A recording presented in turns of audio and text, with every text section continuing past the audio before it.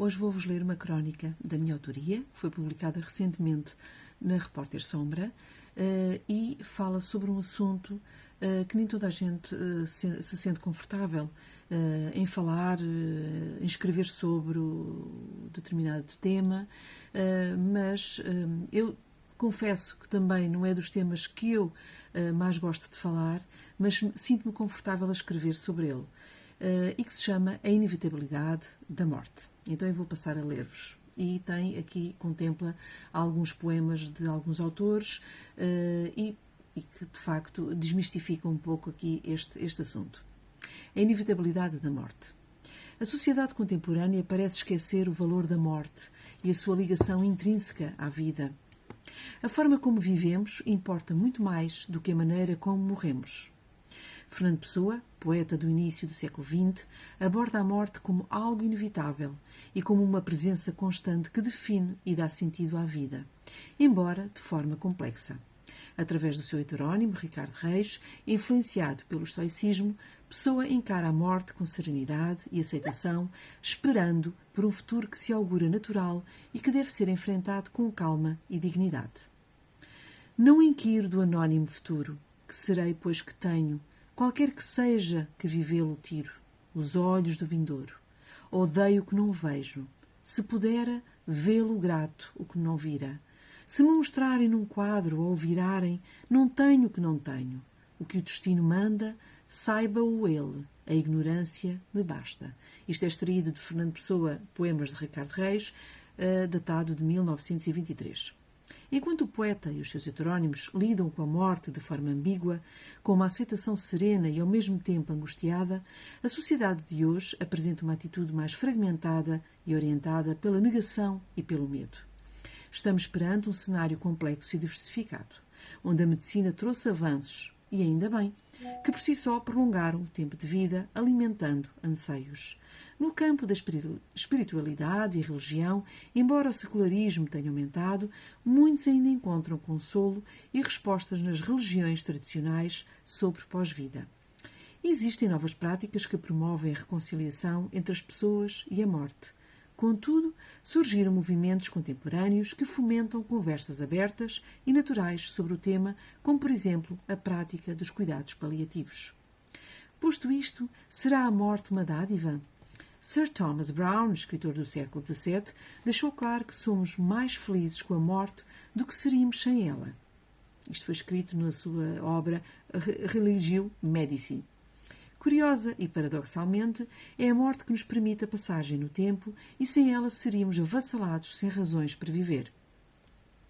Na peça O Lavrador e a Boémia, escrita pelo humanista Johannes von Sass, logo após a morte da sua mulher durante o parto, num profundo ataque à morte e à sua inexorabilidade, fica clara a sua posição.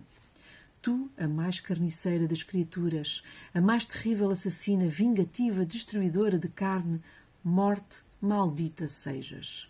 Esta visão é contrariada pelo escritor Sir Thomas. Nada sabes sobre o funcionamento da natureza. Nada entendeste sobre a maneira como as coisas se processam. Nada sabes de como o mundo opera através da transformação e da decomposição. É evidente que sem morte não existe tempo nem mudança. Não existe crescimento e amadurecimento.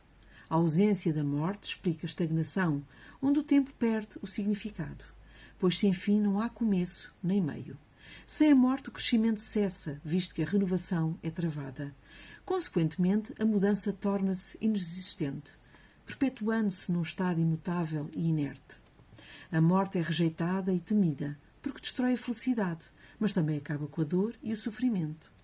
Constantemente, procuramos formas de evitar como se pudesse ser prevenida. Dedicamo-nos a atividades e restrições pensando sempre que nos farão viver mais tempo. Por isso, a tendência é analisar o que fazemos, como vivemos, mas, na verdade, a ligação entre causa e efeito é muito ténue. Mais do que imaginamos. No poema O Senhor Cogito e a Longevidade, do poeta polonês Zbigniew Herbert, fala-se sobre o medo à imortalidade. Cultiva as rugas no rosto. Humildemente aceita o cálcio que se lhe deposita nas veias. Deleita-se com seus lapsos de memória, atormentava-o a memória. A imortalidade, desde a infância, o deixava num estado de trêmulo medo. Por que deveriam os deuses ser invejados? Pelas correntes celestiais? Por uma ruinosa administração? Por uma insaciada luxúria? Por um tremendo bocejo? Ed Sullivan, aliás, de 1995. Uma reflexão profunda sobre a morte e a condição humana, sugerindo que a mortalidade, com todas as suas imperfeições e limitações, pode ser mais desejável do que a imortalidade divina. A morte traz consigo a autenticidade e aceitação do ciclo natural da vida, em contraste com a imortalidade que aparenta ser tediosa e insatisfatória.